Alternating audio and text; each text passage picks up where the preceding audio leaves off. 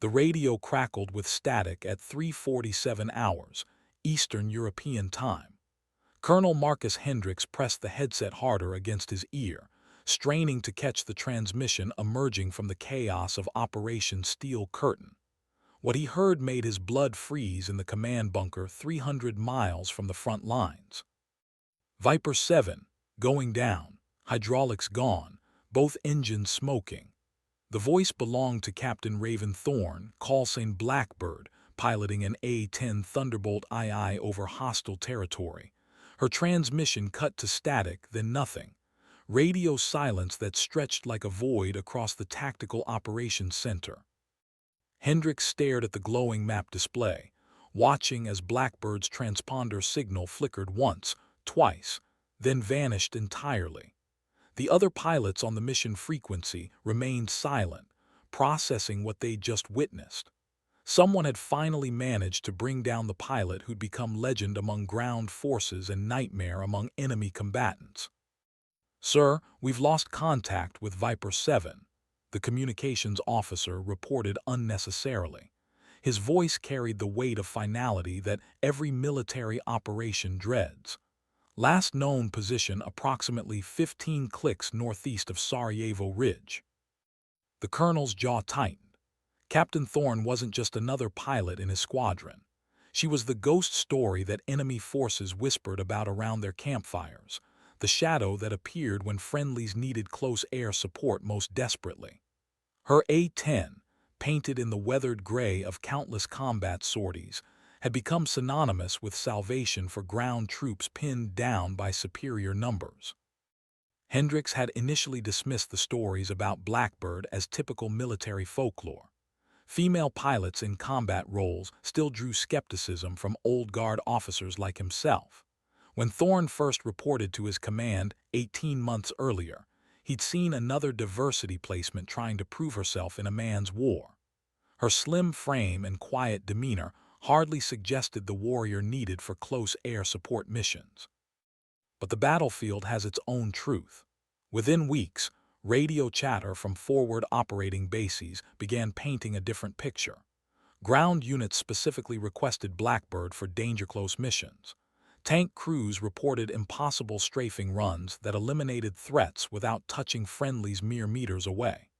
Infantry squads spoke of an A-10 that seemed to materialize from empty sky whenever enemy positions needed neutralizing.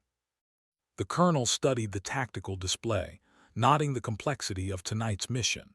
Intelligence indicated a heavily fortified enemy position threatening Allied supply lines. Standard protocol called for multiple aircraft working in coordination. Instead, Blackbird had volunteered for single-plane reconnaissance, claiming she could assess the situation better alone. Now that confidence had apparently gotten her killed. The Tactical Operations Center hummed with subdued activity as staff officers processed the loss. Another promising pilot claimed by a conflict that consumed warriors faster than training could replace them. Hendricks began composing the casualty report in his mind, wondering how to explain losing their most effective close air support asset. Outside the bunker, dawn approached with indifferent beauty across the war-torn landscape. The search and rescue teams launched at first light, their helicopters cutting through morning mist toward Blackbird's last known position. Lieutenant Jackson, Falcon Morrison led the formation, his voice tight with controlled emotion over the radio frequency. He'd flown wing position with Thorne on dozens of missions, watching her thread the needle between friendly and enemy forces with surgical precision. "Control, this is Falcon 1 approaching Search Grid Alpha," Morrison transmitted. "Weather is clear, visibility unlimited. Beginning systematic sweep pattern." His Black Hawk helicopter descended toward the mountainous terrain where countless aircraft had vanished during the grinding months of conflict. The landscape below told the story of modern warfare written in scorch marks and crater patterns. Abandoned vehicles dotted the hillsides like discarded toys, their metal skeletons slowly being reclaimed by persistent vegetation.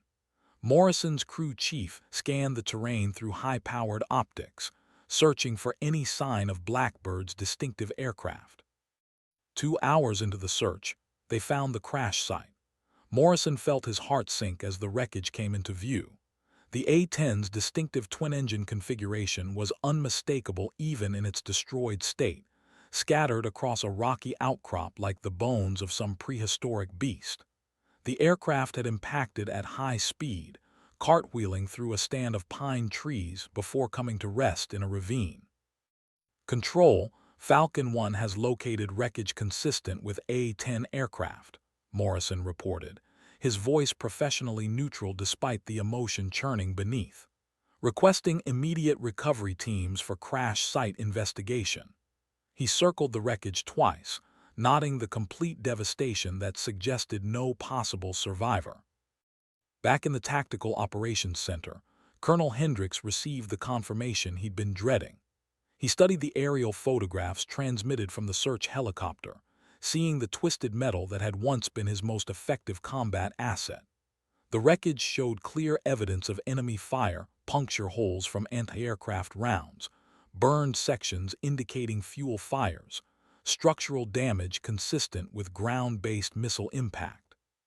Captain Thorne had pushed too hard, flown too aggressively, finally encountered a concentration of enemy fire that even her skill couldn't overcome.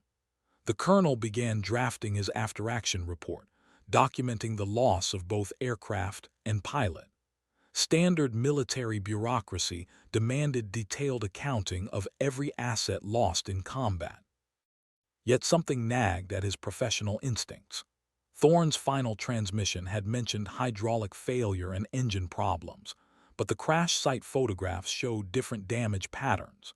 The wreckage appeared consistent with catastrophic structural failure rather than the gradual systems degradation she'd reported. Either her situation had deteriorated far more rapidly than her transmissions indicated, or something else had occurred in those final moments. Morrison's helicopter settled into a landing zone near the crash site, his crew preparing for the grim task of crash investigation. The silence felt oppressive as they approached the wreckage, noting details that would help investigators determine exactly what had brought down the legendary Blackbird. The wreckage told its story in twisted metal and scattered components across the rocky terrain.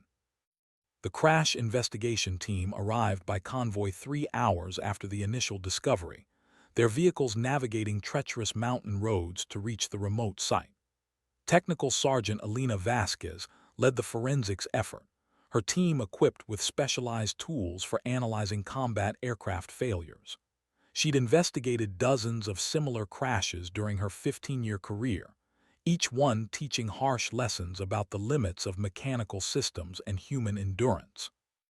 Vasquez approached the wreckage with methodical precision, photographing every angle before allowing her team to begin detailed examination.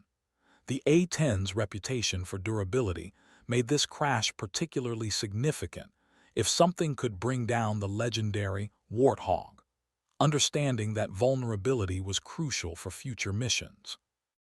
Initial assessment shows multiple impact points consistent with heavy anti-aircraft fire, she reported to Colonel Hendricks via encrypted radio link.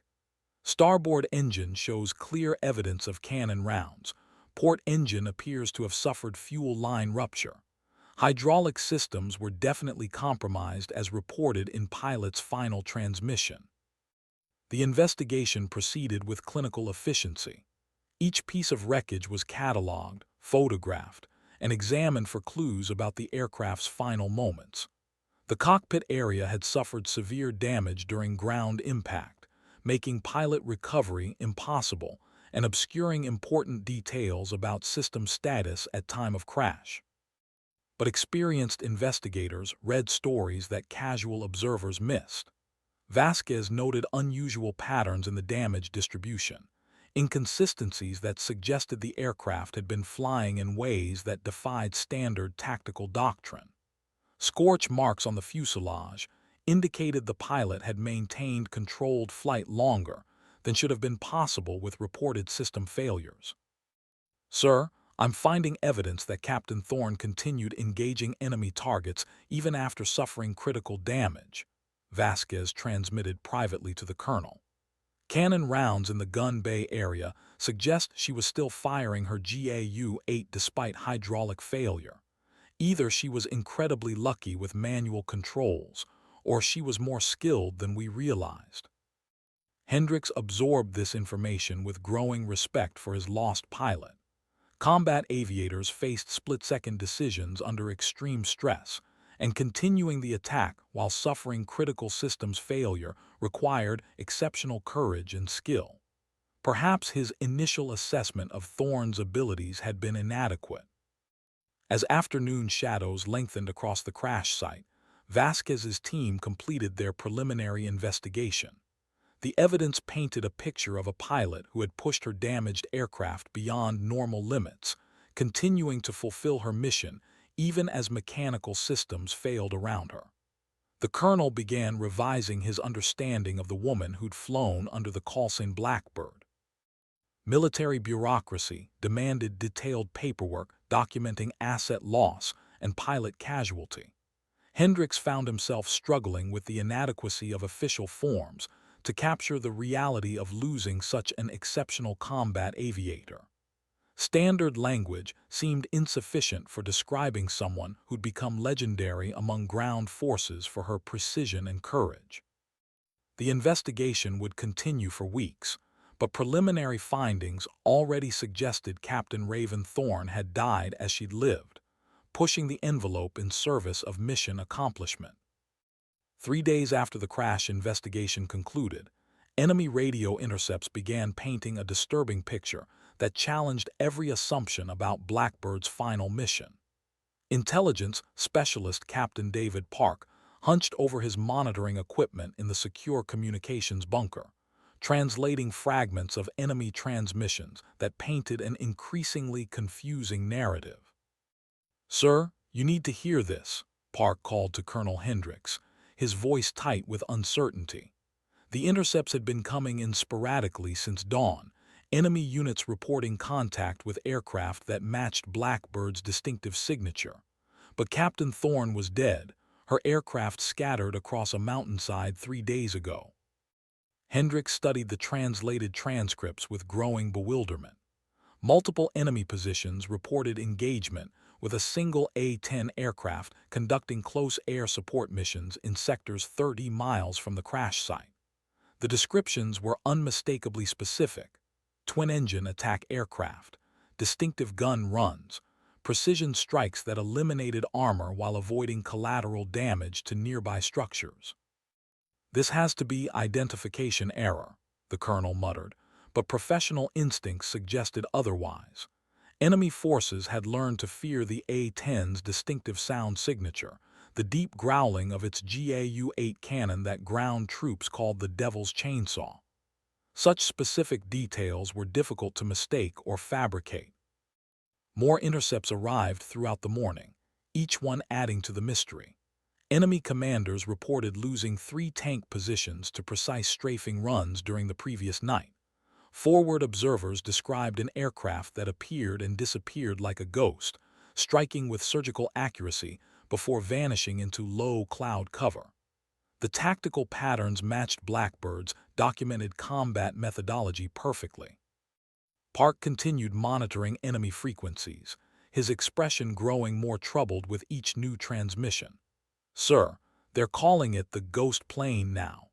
Multiple units report the same aircraft engaging their positions across a front spanning 40 miles. Either they're experiencing mass hallucination, or something very strange is happening out there." Colonel Hendricks felt cold certainty settling in his stomach. Military experience had taught him that impossible situations usually had logical explanations hidden beneath surface confusion. But the mounting evidence challenged rational analysis. Captain Thorne was dead, her aircraft destroyed, yet enemy forces continued reporting attacks consistent with her unique combat style. The secure telephone rang with urgent priority classification. Hendricks answered to find General Patricia Santos, theater commander, her voice clipped with barely controlled frustration. "Marcus, I need immediate clarification on the status of your pilot-designated Blackbird. Intelligence indicates continued combat activity inconsistent with your casualty report. Ma'am, Captain Thorne was confirmed killed in action 3 days ago, Hendricks replied carefully. Crash site investigation documented complete aircraft loss with no possibility of survival. We have photographic evidence of wreckage distribution. Then explain how enemy forces are reporting engagement with her aircraft across multiple sectors, General Santos demanded. Either your investigation was flawed or we have a serious intelligence problem. I need answers, Colonel, not confusion. The conversation ended with orders for immediate reinvestigation of the crash site and comprehensive review of all combat activity in the affected sectors. Something was wrong with the official narrative, and the truth was becoming increasingly elusive. The second crash site investigation team departed at dawn, led by Master Sergeant Robert Kane, whose 23 years of aircraft recovery experience made him the theater's most reliable forensics specialist. Kane had personally investigated over 200 combat aircraft losses, developing an almost supernatural ability to read the stories written in twisted metal and scattered debris. His convoy reached the mountainous crash site as morning mist began lifting from the ravines. Kane studied the wreckage with fresh eyes, noting details that the initial investigation might have missed. The A-10's distinctive twin-tail configuration was unmistakable, but experienced investigators learned to look beyond obvious conclusions. Something's not adding up here, Kane muttered to his team as they began systematic re-examination of the debris field. This impact pattern suggests high-speed collision with terrain, but the damage distribution doesn't match pilot survival protocols. Where's the ejection seat? The question hung in the mountain air like an accusation. A-10 aircraft were equipped with sophisticated ejection systems designed to extract pilots from failing aircraft.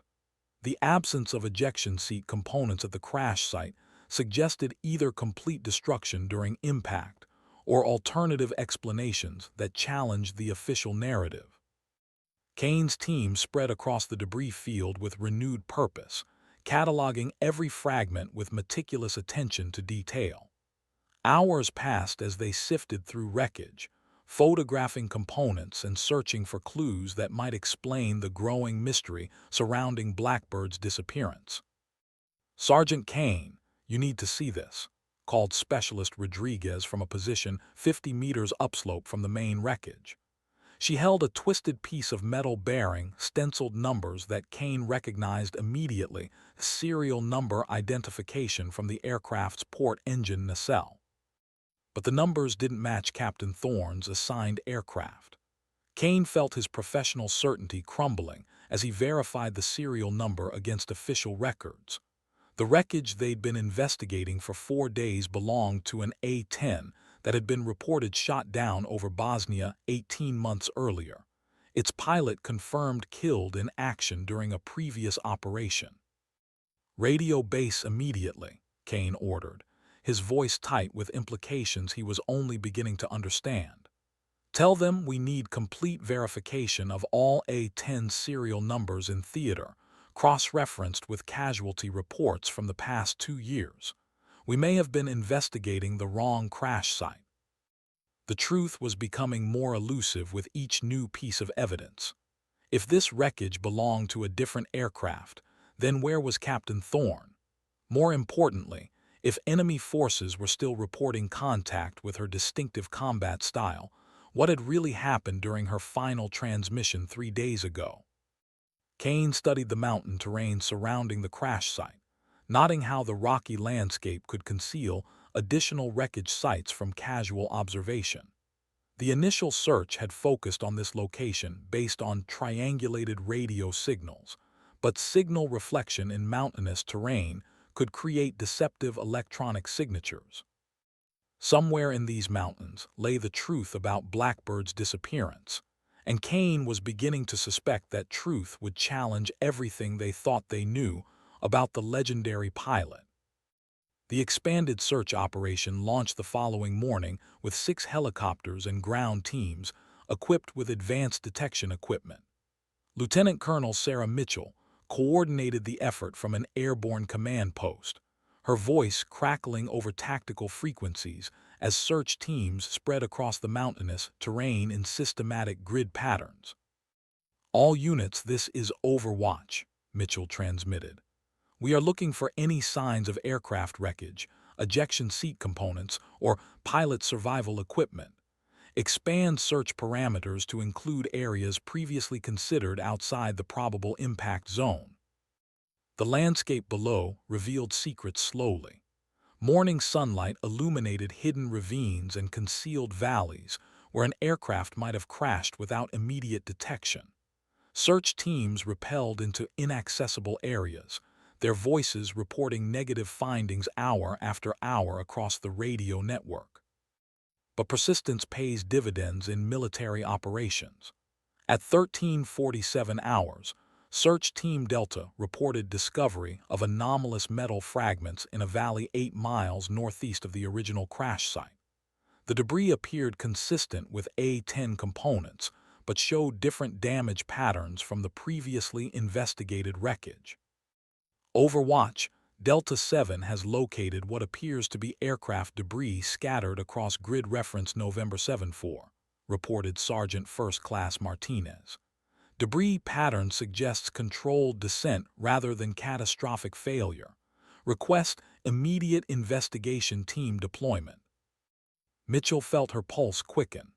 Controlled descent implied pilot survival procedures, possibly ejection followed by controlled aircraft impact. She vectored additional resources toward Delta 7's position while maintaining systematic search of surrounding areas. The investigation team reached the new debris site within 2 hours, their findings immediately transmitted to Colonel Hendricks at tactical headquarters. This wreckage told a completely different story, evidence of deliberate pilot actions rather than uncontrolled aircraft failure. "Sir, this site shows clear evidence of pilot ejection," reported the team leader. "We have ejection seat components, parachute fragments, and aircraft debris consistent with unmanned controlled descent. Serial numbers match Captain Thorne's assigned aircraft. She survived the initial system's failure." Hendricks absorbed this information with growing amazement. Captain Thorne had successfully ejected from her failing aircraft, explaining the discrepancy between her final radio transmission and the enemy's continuing reports of A-10 combat activity. But if she'd survived, where was she now? The search expanded into survival and evasion protocols. Ground teams began looking for signs of pilot movement through the wilderness areas surrounding the ejection site. Standard survival training taught downed pilots to avoid roads and populated areas while seeking extraction opportunities. But Thorne's survival created new questions about the enemy reports of continued A-10 attacks. If she'd ejected successfully, what aircraft was conducting the combat missions that enemy forces continued reporting? The tactical situation was becoming increasingly complex, challenging basic assumptions about aircraft availability and pilot status. As daylight faded across the search area, teams prepared for night operations with thermal imaging equipment designed to detect human heat signatures in the mountainous terrain. The truth about Blackbird was proving far more complex than anyone had anticipated. Search teams equipped with night vision equipment swept through the mountainous terrain as darkness settled across the operational area. Thermal imaging revealed the heat signatures of various wildlife, but no indication of human presence in the valleys surrounding the ejection site. Captain Thorne had vanished as thoroughly as if she'd never existed. Sergeant Martinez coordinated ground search efforts from a temporary command post established near the ejection site. His team had found compelling evidence of pilot survival, parachute fragments caught in pine branches 30 feet above ground level, boot prints in soft soil near a mountain stream, and most significantly, empty packages from survival ration supplies. She was here, and she was mobile, Martinez reported to the Tactical Operations Center. Tracks suggest westward movement toward higher elevation terrain. Captain Thorne appears to be following standard evasion protocols, avoiding valleys and maintaining elevated positions. But the trail ended at a rocky outcrop where boot prints disappeared into stone surfaces that retained no impressions. Thorne had vanished into the wilderness with the skill of someone trained in survival and evasion techniques. Her Air Force background included extensive survival training, but these mountains demanded expertise beyond classroom instruction. Colonel Hendricks studied topographical maps of the search area, noting the complexity of terrain that could conceal a single person indefinitely. The mountain region stretched for hundreds of square miles, offering countless hiding places for someone determined to avoid detection.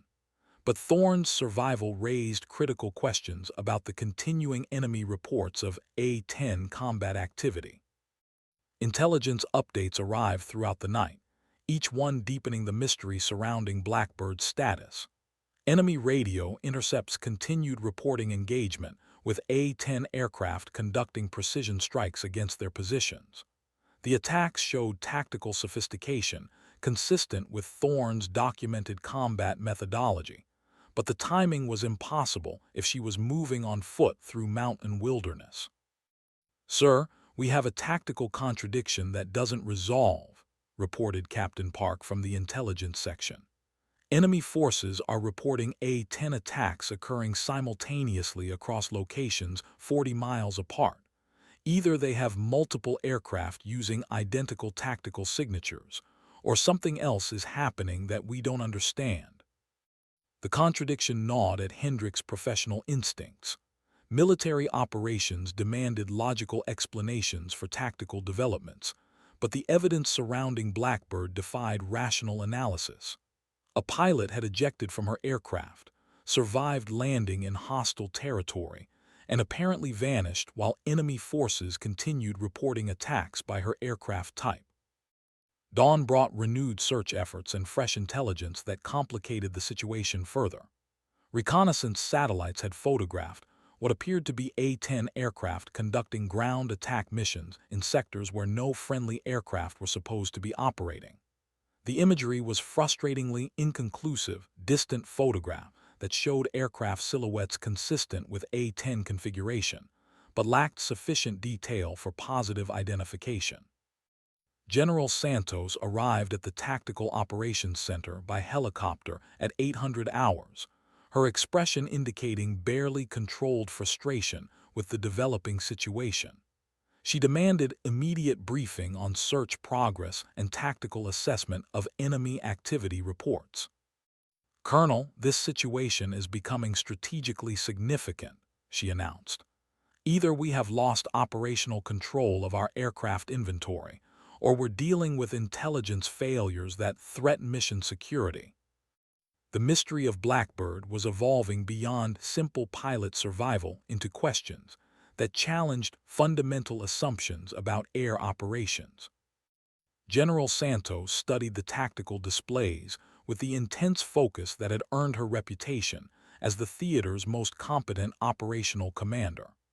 The evidence spread across multiple screens painted a picture that defied conventional military analysis, challenging basic assumptions about aircraft availability and pilot accountability. "Walk me through this again," she ordered, her voice carrying the authority of someone accustomed to receiving clear answers to complex questions. "We have one pilot confirmed ejected from aircraft, extensive search efforts yielding no pilot recovery, and continuing enemy reports of combat activity consistent with that same pilot's tactical signature." Colonel Hendricks presented the evidence methodically, noting each contradiction that had emerged during the investigation. The crash site forensics, ejection evidence, survival indicators, and ongoing enemy contact reports created a puzzle that resisted logical assembly. "Ma'am, we verified that Captain Thorne successfully ejected from her aircraft and survived ground impact," he reported. "Physical evidence confirms her presence at the ejection site and subsequent movement into mountain terrain, but we've lost her trail in rocky areas that don't retain footprints. General Santos examined photographs from both crash sites, noting the distinction between controlled aircraft descent and catastrophic structural failure. Her 28 years of military service had taught her to distrust coincidences and look for explanations that others might overlook. "What about aircraft maintenance records?" she asked. "Are we absolutely certain about our A-10 inventory? Could there be unauthorized aircraft operations that explain these enemy reports?" The question prompted immediate investigation of aircraft status throughout the theater. Maintenance logs, flight schedules, and pilot assignments underwent comprehensive review, searching for discrepancies that might explain the tactical contradictions. Captain Jessica Wang, the squadron's maintenance officer, arrived at the command center with computerized records that documented every A-10 in the operational inventory. Her data showed all aircraft accounted for, with clear documentation of maintenance status and pilot assignments. "General, we have complete accountability for every airframe in theater," Wang reported. "No aircraft are missing from inventory, no unauthorized maintenance has been conducted, and no aircraft have been reassigned without proper documentation." But Wang's certainty was challenged by photographic evidence from reconnaissance satellites showing A-10 aircraft in sectors where none should have been operating. The images were distant and partially obscured by weather conditions, but the distinctive twin-engine configuration was unmistakable. General Santos ordered immediate verification flights to photograph all A-10 aircraft at their assigned locations. If the satellite imagery showed additional aircraft beyond the documented inventory, then either their records were flawed or something unprecedented was occurring in the operational theater. The verification flights launched within 2 hours, their crews tasked with photographing every A-10 at every airfield in the region. Meanwhile, intelligence teams continued monitoring enemy radio frequencies for additional reports of combat activity. The investigation was expanding beyond simple pilot recovery into questions about aircraft inventory and operational security that could affect strategic planning throughout the theater. As afternoon shadows lengthened across the Tactical Operations Center, the verification flights returned with photographs that deepened rather than resolved the mystery surrounding Blackbird's disappearance. The verification photographs created more questions than answers. Every documented A-10 aircraft was found at its assigned location, accounted for with meticulous precision that confirmed Captain Wang's inventory records. Yet reconnaissance satellites continued photographing aircraft consistent with A-10 configuration, conducting combat operations in unauthorized sectors. Major Thomas Chen, the squadron's intelligence officer, studied the satellite imagery with increasing bewilderment.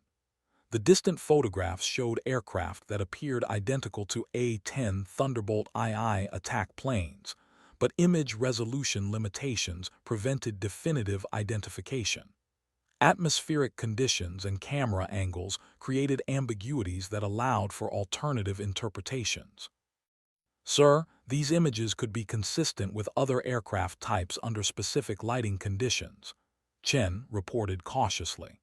"Enemy forces might be misidentifying friendly aircraft, or atmospheric conditions could be creating optical illusions that appear to show A-10 configurations."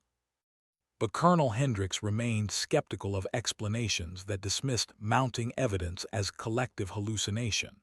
Military experience had taught him that multiple independent sources rarely produced identical false reports. Enemy forces had learned to distinguish between different aircraft types through months of combat experience. The tactical situation reports continued arriving throughout the afternoon, each one adding detail to an increasingly complex picture. Ground forces in multiple sectors reported close air support missions conducted with precision that matched Blackbird's documented tactical methodology.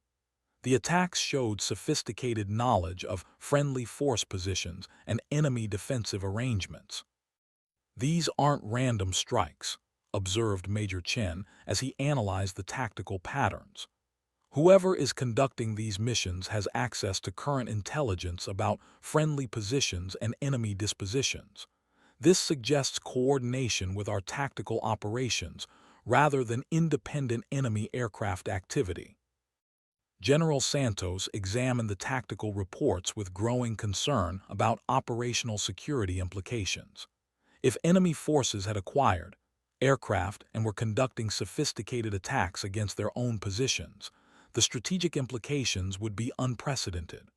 Alternatively, if friendly aircraft were operating without proper authorization, the security breach would be equally serious. "I want every pilot in theater interviewed about their recent flight activity," she ordered. "Cross-reference all flight logs with tactical reports and satellite imagery. Someone knows what's happening here, and I intend to find out who." The interviews began immediately, with flight crews questioned about any unusual encounters or unauthorized missions. Pilots were asked to account for their time during the periods when enemy forces reported A-10 attacks.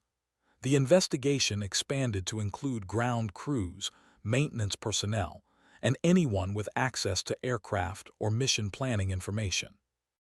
But the interviews yielded no new information. Every pilot accounted for their time with documentation that confirmed they were not involved in unauthorized combat operations. Aircraft maintenance records showed no missing airframes or unexplained maintenance activities.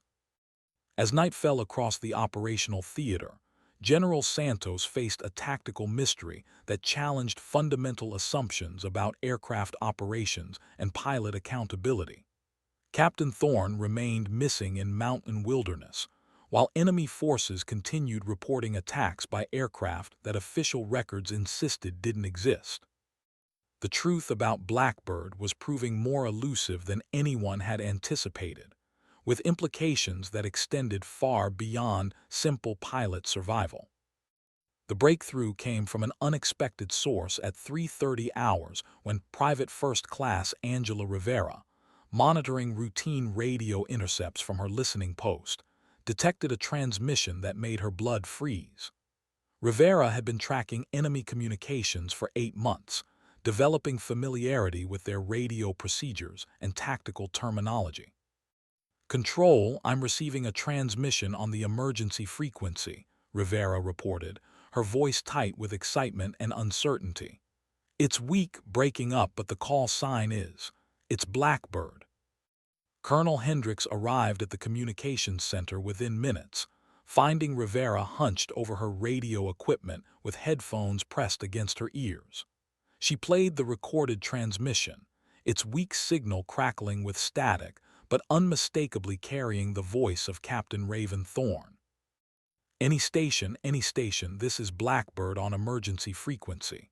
I am alive and mobile, repeat, alive and mobile. Current position approximately grid November 77, moving west toward extraction point Alpha.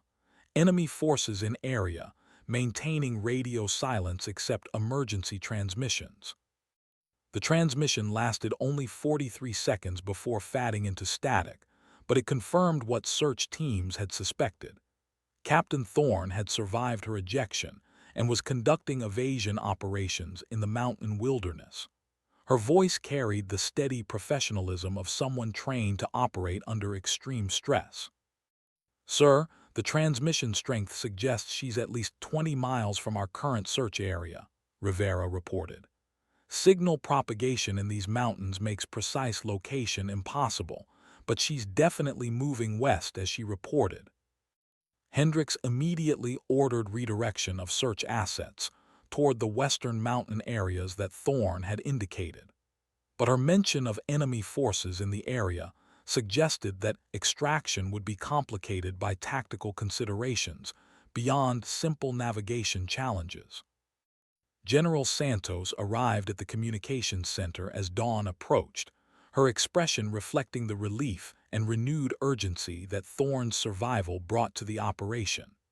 The pilots' confirmed survival answered one crucial question while raising others about the ongoing tactical situation.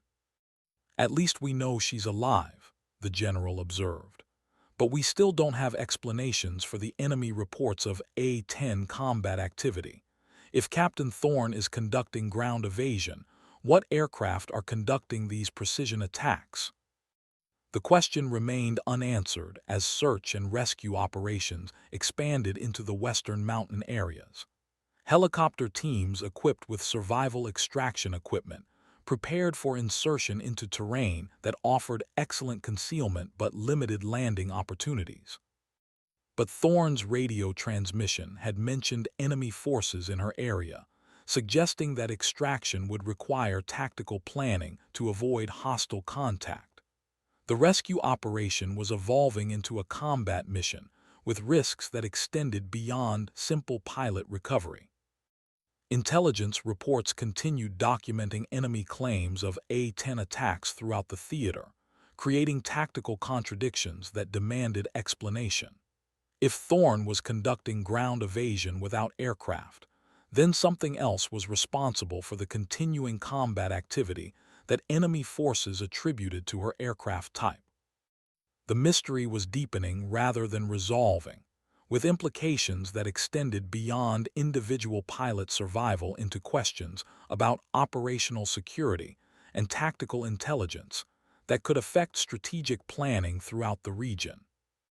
The search and rescue operation faced a new complication when morning intelligence briefings revealed increased enemy activity in the western mountain areas where Captain Thorne had reported her position.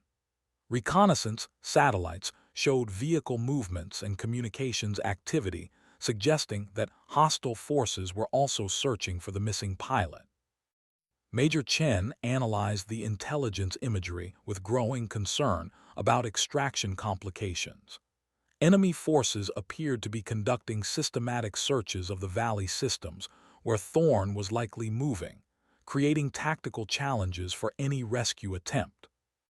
"They know she's out there," Chen reported to Colonel Hendricks. "Enemy search patterns suggest they intercepted her emergency transmission and are triangulating her probable location. This has become a race between their forces and our rescue teams."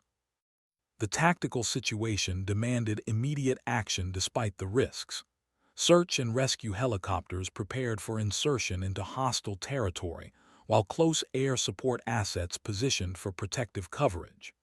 The operation was evolving from simple pilot recovery into a combat mission requiring coordination between multiple aircraft types.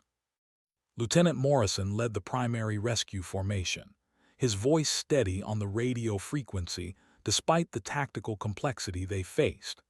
His Black Hawk helicopter carried a specialized rescue team equipped for hostile environment extraction, but success would depend on reaching Thorne before enemy forces located her position. "Control, Falcon 1 approaching insertion point Alpha," Morrison reported. "Weather conditions are acceptable, visibility good, but we have multiple enemy positions between our location and probable survivor area. Request immediate close air support coverage." F-16 fighters vectored toward the area to provide protective coverage for the rescue operation. Their pilots understood that Captain Thorne's survival had become strategically significant beyond simple humanitarian concerns. Her capture by enemy forces would provide valuable intelligence about friendly air operation and tactical procedures. But the close air support missions created new questions about the ongoing reports of A-10 combat activity. While F-16 aircraft provided area coverage, enemy forces continued reporting precision ground attacks by twin-engine aircraft consistent with A-10 configuration. "Sir, we have enemy reports of A-10 attacks occurring simultaneously with our F-16 operations," reported Captain Park from the intelligence section. "Either they're confusing aircraft types under combat conditions, or there are aircraft operating in theater that we haven't accounted for."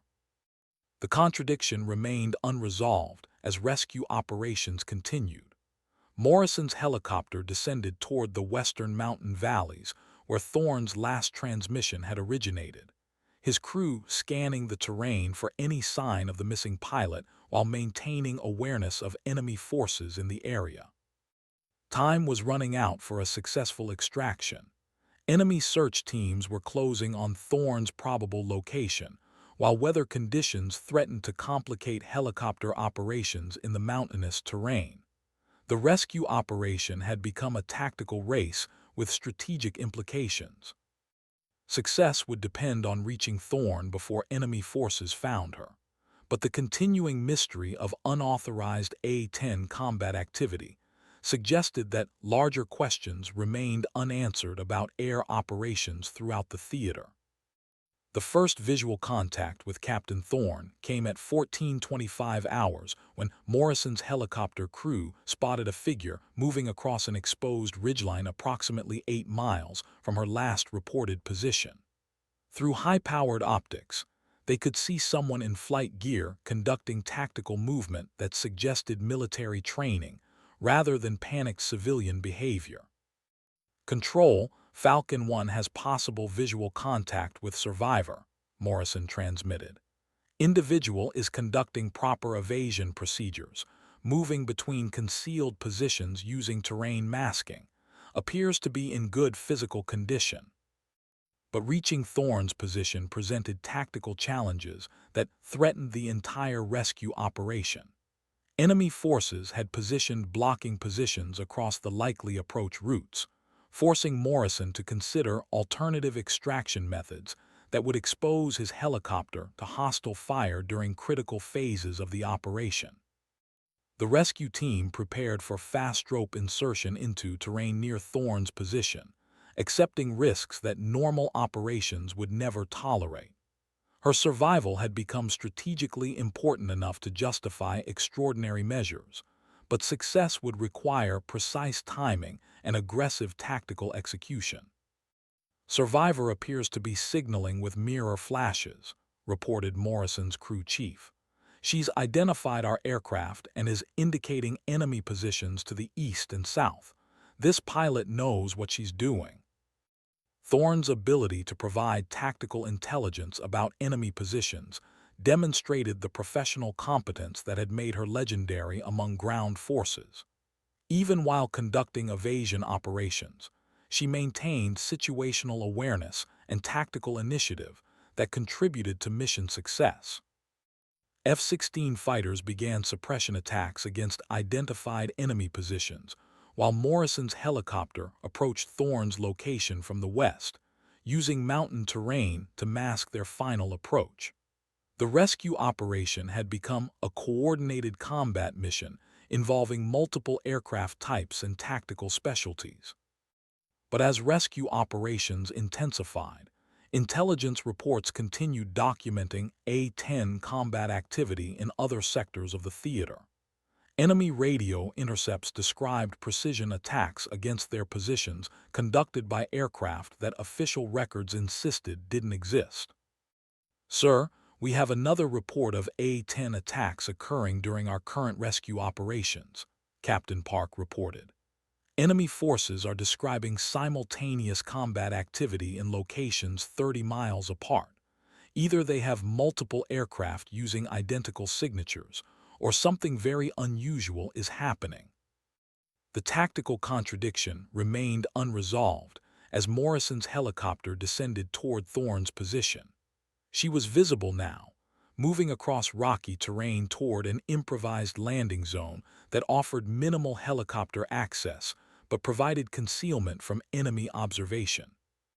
"Survivor is moving to extraction point," Morrison reported. "She's calculated wind direction and slope angles for optimum helicopter approach. This pilot understands tactical aviation better than most." The final phase of extraction would require Morrison to hover his helicopter in unstable air currents, while his rescue team extracted Thorne under potential enemy fire.